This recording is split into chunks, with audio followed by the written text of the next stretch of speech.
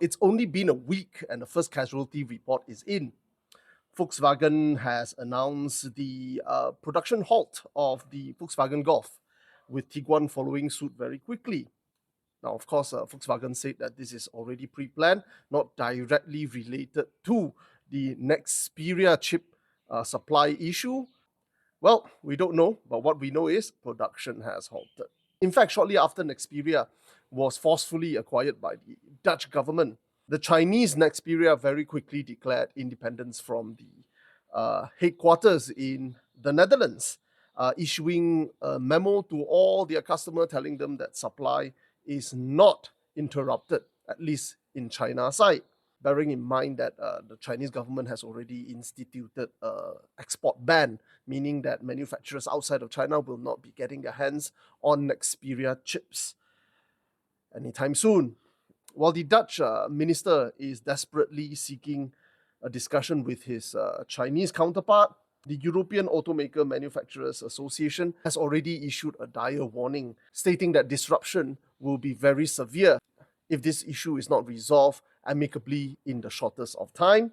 In fact, the German Chancellor's tone was particularly severe, stating that we won't accept what is happening right now. Now, we don't know who this is directed towards. I am guessing it's directed towards the Dutch, as I am pretty sure the German Chancellor doesn't have the balls to talk to the Chinese with this tone. Not only that, yesterday, the Japanese Automaker Association has also issued a dire warning, stating that Japanese manufacturers will also be severely affected, and production halt is a real possibility within weeks should this issue not be resolved.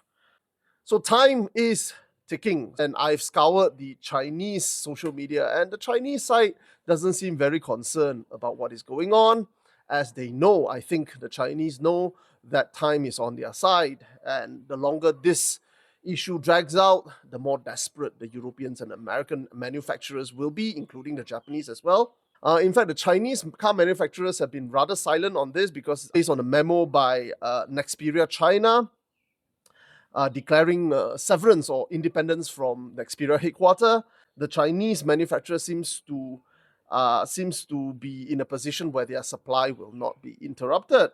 In fact, Volvo themselves have stated that they will not face disruption as well, because we all know Volvo belongs to Geely. Now, why did the Dutch do this? Well, in 2024, under the Biden administration, Wingtech, which is the parent company that owns Nexperia, or the Chinese company that owns Nexperia, was placed in a blacklist. Basically part of the chip war between China and the US, basically locking Nexperia out of doing business with American companies.